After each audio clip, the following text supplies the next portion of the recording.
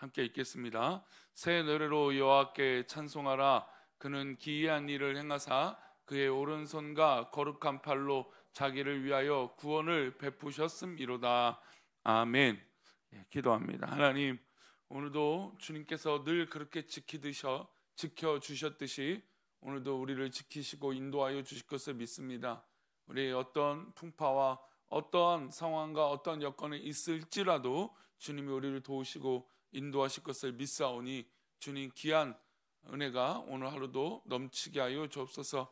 혹이나 건강으로 인하여 또 여러 가지 염려로 있는 성도들이 있거든 주님 위로하시고 이 시간 강한 손으로 붙드셔서 잘 이겨낼 수 있도록 은혜를 내려 주옵소서.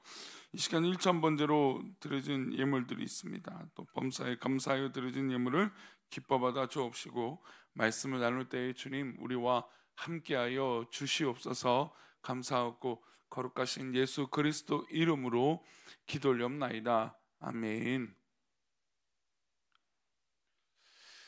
이야기를 하거나 사람을 대할 거나 아니면 여러 가지 내가 리더였을 때 어떤 그런 사람들을 대할 때 이 대화는 이 태도들이 여러 가지가 있겠죠.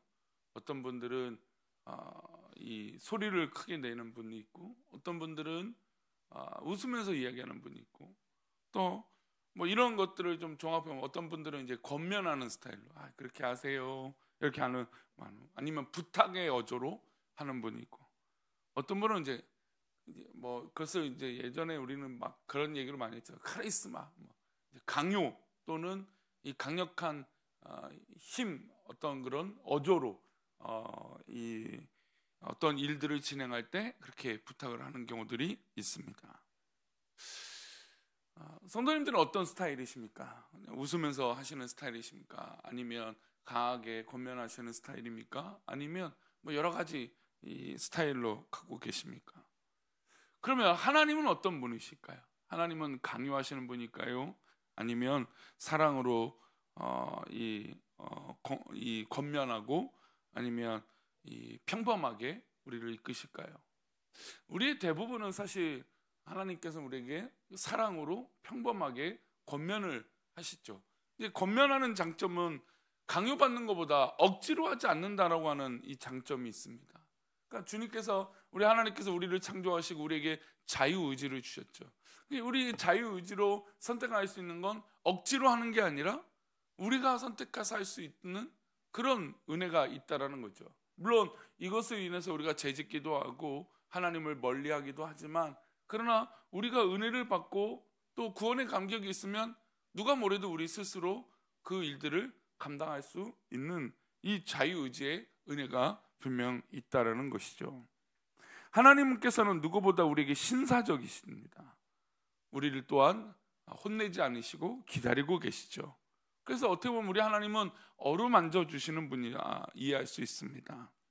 하나님께서는 인간을 사랑하셔서 그렇게 우리를 기회를 주시고 죽기까지 사랑하신 것입니다.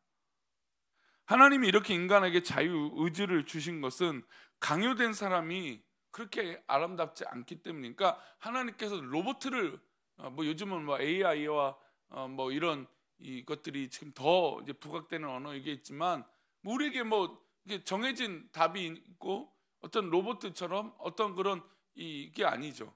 그러니까 요즘 참 이 놀라운 것은 AI라는 게 스스로 많이 이제 움직일 수 있는 영역들, 그러니까 고민하고 판단하는 영역들도 조금씩 생겨나고 있어서 놀라운 과학의 진보라고 얘기를 하고 있잖아요. 그러니까 만약에 인간도 마찬가지죠. 하나님께서 꼭두각시를 만들어 놓으신 게 아니잖아요. 하나님께서 우리를 만드셨을 때 우리가 정말 자유롭게 판단하고 어떤 이 하나님의 권면과 사랑으로 우리가 선택할 수 있는 은혜를 주신 것이죠. 그래서 하나님은 어떻게 보면 좀 신사적인 분이라 말할 수 있습니다. 우리 하나님은 더없이 인간의 권리와 자유를 존중한 참 좋으신 우리 하나님이시죠. 그러니까 사실 이제 요즘 세대의 평안한 이 시대가 오히려 더 큰 함정이 있을 수 있다는 것을 우리는 좀 깨달을 필요가 있어요. 그러니까 하나님은 계속해서 우리를 기다리시고 참고 계시는데 마치 우리는 아무 문제가 없고 우리는 뭐 잘하고 있고 이런 자기 합리화에 빠져 있으면 안 되는 것이죠. 오히려 편안할 때 내가 하나님 앞에 어떻게 하면 바로 설 수 있을까? 내가 무엇을 할 때 내가 하나님 앞에 무엇이 부족한가? 이렇게 돌아본다는 건 굉장히 이 성숙한 신앙의 모습이죠. 그러니까 우리 아이들을 키울 때도 아이들이 스스로 뭔가 찾아서 결정해서 뭔가 하고 있다면 굉장히 기특하고 예쁜 것처럼 우리가 하나님 앞에 신앙의 삶을 살아가는데 하나님께 어떻게 하면 영광을 돌릴까라고 하는 고민과 쓰임받기 위해서 꿈을 꾸고 또 삶의 터전에서 그 일들을 감당할 때 하나님은 당연히 우리를 기뻐하실 것입니다. 그러니 이 새벽에도 나온 것이 비교한다면 우리가 억지로 아니면 습관적으로 이 새벽에 나와서 이 자리에 앉아 있는 것이 아니라 하나님의 은혜를 간구하고 또 그 은혜를 사모하고 그 말씀을 듣고 도전받고 또 그로 말미암아 기도하는 은혜가 우리 가운데 있는 줄 믿습니다. 그렇게 해서 이 새벽에 나오신 거죠? 그렇습니다. 우리는 그런 거죠. 새벽에 나오지 않으면 안 된다. 뭔가 이 강박이 있고 어려움이 있고 그러면 안 되는 것이죠. 목회자가 이 어려움에 빠지는 경우들은 이 오류에 빠질 때요. 그러니까 우리 교육자들, 목회자들은 직업이 아니라고 하는 저는 이제 그 말을 늘 분명하게 강조하는데 만약에 우리가 직업이라면 억지로 해야 되는 부분들이 있다라는 거예요. 그냥 하나님을 사랑하게 해서 내가 목양과 목회의 꿈을 꿨는데 억지로 그 일을 하면은 그러면 그것만큼 불행한 직업이 어디 있겠어요? 그렇죠? 아닌가요? 우리가 신앙인을 갖고 있는데 신앙의 삶을 살고 있는데 억지로 하나님을 찬양한다? 그건 굉장히 불쾌한 일이 될 수 있는 것이죠. 그런데 우리 하나님은 그렇게 우리를 기다리시고 신사적으로 우리에게 권면하시고 사랑으로 기다리고 계시는데 오늘 본문은 오히려 하나님께서 명령을 하시는 장면이 나옵니다. 시인의 입을 빌어서 하나님께서 명령조로 반복해서 말씀하세요. 그 말씀하시는 그 이유가 뭐냐면 찬양하라는 것이었어요. 우리 1절부터 한번 6절 이렇게 7절 8절에 있는 공통적인 말인데요, 한번 볼까요? 새 노래로 여호와께 찬송하라. 4절입니다. 온 땅에 여호와께 즐거이 소리칠지어다. 5절입니다. 수금으로 여호와를 노래하고 수금과 음성으로 노래할지어다. 6절입니다. 나팔과 호각 소리로 왕이신 여호와 앞에서 즐겁게 소리칠지어다. 7절입니다. 바다와 거기 충만한 것과 세계와 그 중에 거주하는 자는 다 외칠지어다. 8절입니다. 여호와 앞에서 큰 물은 박수할지어다. 산악이 함께 즐겁게 노래할지어다. 지금 이것은 이 시인이 그저 그냥 내가 찬양해야지 이게 아니라 하나님께서 우리로 하여금 너희들은 찬양해라, 찬양해라, 찬양할지어다 라고 하는 강한 명령을 하고 계시는 것이죠. 노래 한번 해볼래? 노래하면 좋지 않을까? 노래하면 얼마나 좋은데, 공부를 하면 얼마나 좋은데 공부를 해야지, 이게 아니에요. 하나님이 지금 분명한 의도는 우리로 하여금 찬양해야 된다, 해라라는 것이죠. 왜 하나님은 이렇게 명령하실까요? 보통 우리에게 기다리시고 기회를 주신 분이 왜 이렇게 어떻게 보면 강요 같은 이 명령으로 하고 계시는 것일까요? 그 이유는 분명합니다. 하나님께서 찬양을 명령하신 이유는 오직 한 가지예요. 1절입니다. 함께 읽겠습니다. 새 노래로 여호와께 찬송하라. 그는 기이한 일을 행하사 그의 오른손과 거룩한 팔로 자기를 위하여 구원을 베푸셨음이로다. 이 말이 좀 이야기는 사실 좀 어려워요. 하나님은 자기를 위하여 구원을 베푸셨으니까 그러니 우리로 하여금 찬양을 하라. 구원받은 백성이 찬양하는 것 아닌가? 그렇게 생각할 수 있잖아요. 그러니까 구원받은 백성이 자연스럽게 찬양하는 건데 하나님께서 자기를 위하여 구원을 베풀었으니 너희들은 찬양해라. 이 의미가 과연 뭘까요? 그 이유는 하나님이 구원을 우리에게 베푸셨기 때문이에요. 우리가 구원을 얻은 것이 아니라 구원을 받았기 때문에 우리가 찬양을 하는 것이죠. 하나님 구원의 수혜자가 된 백성들은 당연히 반드시 찬양해야 된다고 말씀하는 것입니다. 우리 3절도 볼까요? 3절이요. 그가 이스라엘 집에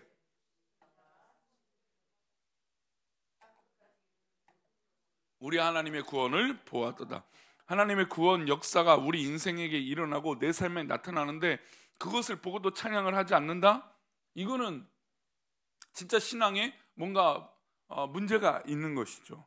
구원의 은혜를 깊이 깨달은 자는 당연히 찬양하게 되어 있습니다.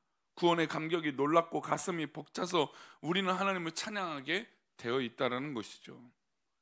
이스라엘 백성들이 출애굽할 때 이 앞에 홍해가 있었습니다. 그리고 애굽의 그 특공대들이 뒤쫓아오고 있었어요. 근데 하나님께서 그 홍해를 가르시고 이 애굽의 군대를 수장을 시키셨습니다. 이스라엘 백성들은 다 홍해를 걸어서 건너가게 했지만 그 쫓아왔던 이 바로의 부대들은 그대로 물에 빠져 죽게 되었죠. 그러고 나서 그들이 그 구원을 받고 나서 했던 것이 무엇입니까? 홍해를 건너고 나서 찬양을 했던 것이죠. 모세와 미리암이 앞에 서고 모든 백성이 함께 춤추며 찬양했어요. 이런 바울과 실라 하면 뭐가 떠오르십니까? 바울과 실라 하면 옥중에서 찬양했던 사람들이에요. 그런데 그들이 그 감옥에 갇혀 있을 때도 하나님을 찬양했던 이유는 뭘까요? 바로 구원의 감격과 이 구원의 놀라운 역사 때문에 감옥에 갇혀 있음에도 하나님을 찬양하는 것이죠. 상황과 환경과 어떤 모든 것과 상관없이 구원받은 자는 뭘 하게 되어 있는 걸까요? 당연히 찬양하게 되어 있는 것입니다. 콧노래로 흥얼거리고 우리의 영혼 깊은 곳에서 하나님을 기쁘게 찬양하는 노래가 나오게 되어 있는 게 바로 구원의 감격입니다. 그러니까 구원받은 백성들의 증거는 뭐냐? 바로 찬양인 것이죠. 그러니까 내 입술에서 지금 찬양이 없고 찬양이 줄어들고 찬양을 모른다 하면 내 삶에 구원의 감격이 줄어들고 있는 거거나 아니면 구원의 감격이 없는 것이죠. 이게 심각한 문제라는 것입니다. 어떤 분들은 나는 점잖게 기도와 말씀을 중요하기 때문에 난 그것이 좋아. 하지만 여러분 그것은 아니에요. 당연히 우리가 기도하는 것과 말씀 듣는 것 더불어 찬양도 여러분 찬양은 그 말씀의 은혜를 받고 기도의 은혜를 받은 것에 나오는 증거의 모습들이에요. 고백이죠. 또 게다가 찬양은 곡조 있는 기도가 되는 거 아닙니까? 그러니까 은혜를 받아서 하나님 앞에 구원의 이 감격으로 찬양하고 노래하는 건 당연한 것이죠. 이건 뭐 점잖아서 안 하고 뭐 부족해서 안 하는 게 아니에요.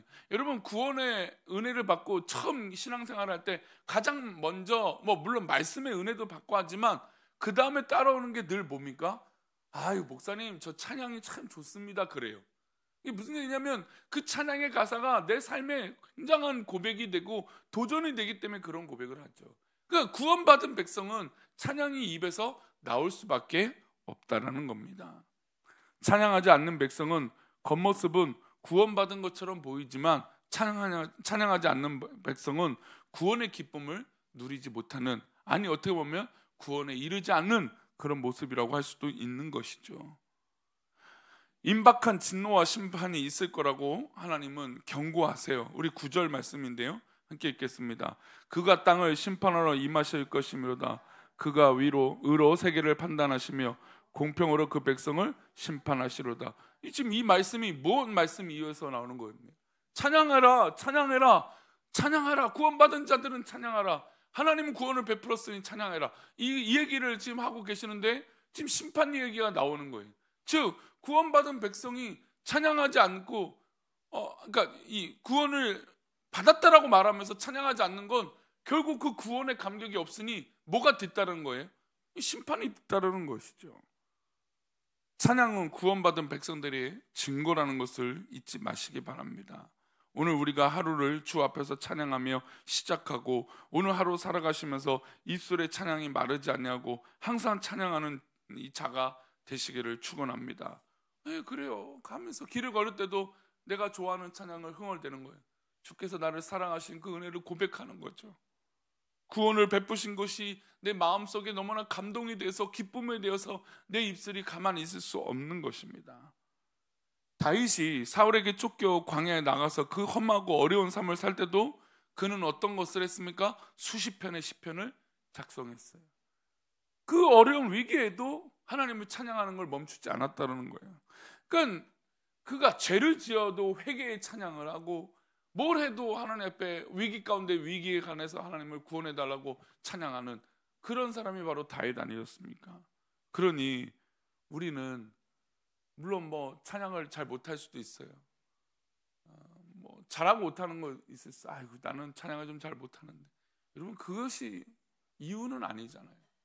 구원의 감격을 받은 사람은 어떤 모습이든지 하나님을 찬양하는 거예요. 여러분 그런 은혜가 우리 가운데 있고 오늘 하루도 어떤 일이든지 하나님을 찬양하는 그 자리에 있기를 바랍니다. 그것은 뭐냐? 바로 구원받은 감격으로 찬양하고 그 구원받은 감격으로 하나님을 높여드리는 것이죠. 그게 바로 찬양이에요.